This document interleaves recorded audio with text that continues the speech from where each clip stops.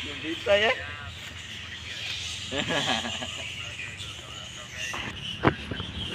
Ibaw ako. Hi mga kabayan, mayroon naman ako ipakita sa inyo. Ang pag-usapan natin ngayon ay itong paniki or bat, no? Kasi mayroong, ayon sa Encarta Dictionary, mayroong 900 or siyam na raan na species ng bat. At yung tatlong species dito nakatira sa kuweba, yung tinatawag na vampire bat. Ngayon, ating titingnan ang mga bat natin. At bago ang lahat, kasi bakit ko ginawa to? Dahil alam ko na itong bat or paniki ay ito ang tinatawag nating pinagpintangan ng China na simula, doon nagsimula yung coronavirus. Tara na, let's go! Di ko ano mo giyo? Okay, tara na, puntahan natin!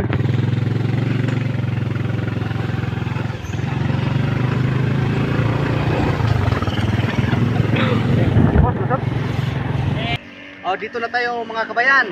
At sabi ko kanina na dalhin ko kayo sa lugar na may paniki. Ngayon, dumating na tayo sa ating kalahating oras na pagbibiyahe. Kung titingnan niyo, yun po ang mga paniki.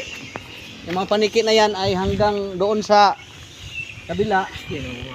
At ang pinagtataka natin, bakit ang mga paniki ay naninirahan diyan na mainit, na exposed naman sila sa init ng araw. Kadalasan kasi sa mga paniki nakita natin ay na sila sa silong ng mga dahon ng punong kahoy, nagtatabo. Pero dito talagang makikita natin na nagbibilad sila sa init ng araw. Ilan na kami napasok? Di mo kita. Usa na. Ha?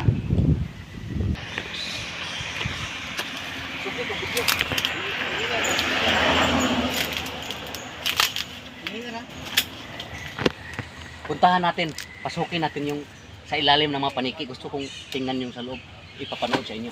Tara, ayo, awag mo tayo para makita natin yung mga viewers.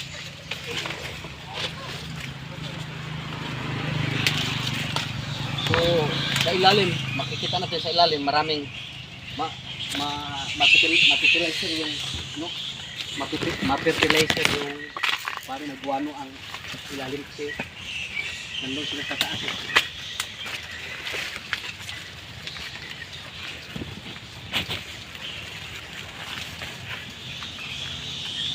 Saan ba tayo?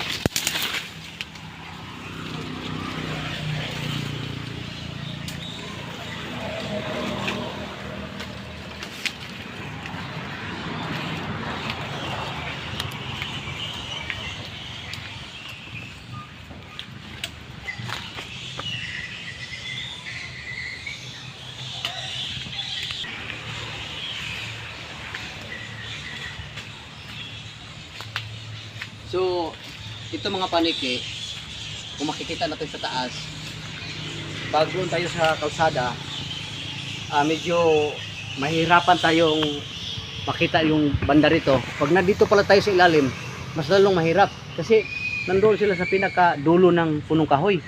At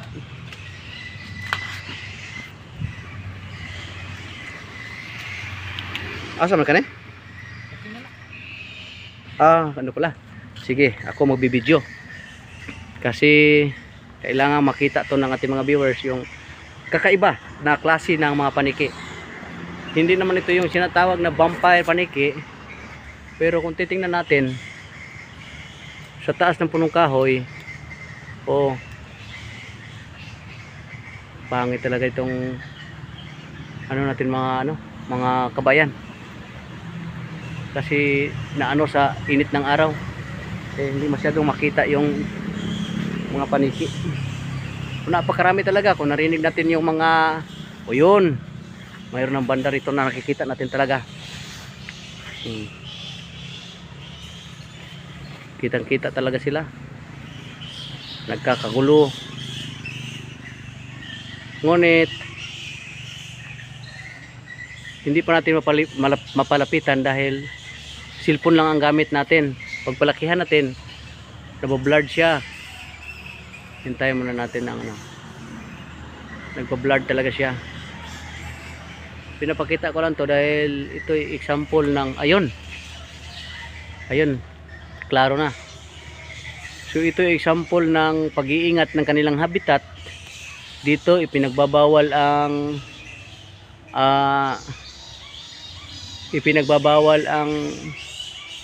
pagpatay sa kanila, ipinagbabawal ang putok ng baril at kahit anong klaseng paputok sapagkat aalalaya sila. Siguro kung hindi ako nakakamali, mga aabot na siguro ito ng 10 taon ng kanilang paninirahan dito. Dahil hindi sila disturbed at patuloy silang nanganak, kaya sila dumami. So mga libo-libo sa ata itong paniki na ito. Siguro mas maganda kung nakasakay tayo sa o nakaakyat sa kahoy para makita talaga natin sila sa taas.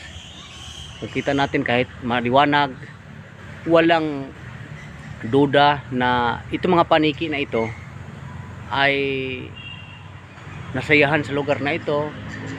Nakaroon sila ng seguridad kahit maingay kasi tabi nga naman ng kalsada. Pero talagang ginusto nilang manirahan dito. Yun nga ang sinabi ko kanina na sa bandang dulo ng mga punong kahoy, andun talaga sila naninirahan. At itong kanilang pagtira dito sa punong kahoy na ito dahil meron silang seguridad. Ito po ay hanggang sa mga hindi ko alam kung ilang metro to. Yung dulo talaga puro paniki.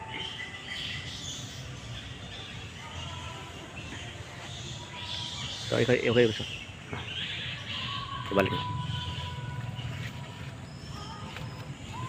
Mga kabayan, nakita nyo, ito nagpapatunay na kahit dito sa maikling lugar sa Bohol, makikita natin ang ganitong klaseng mga paniki. Noong una nakita ko ito sa mga explore sa telebisyon na mayroong mga ganitong klaseng paniki, pero sila po ay nakasilong sa anino ng punong kahoy. Ngunit kakaiba talaga nakita natin ngayon dahil kahit mainit, sila po ay nagbilad sa init. Sila po ay natutuwa sa lugar. Hindi natin alam kung bakit. Kaya sinishare ko sa inyo to para malaman yung totoo na hindi lahat ng lugar inaabuso ang ating inang kalikasan.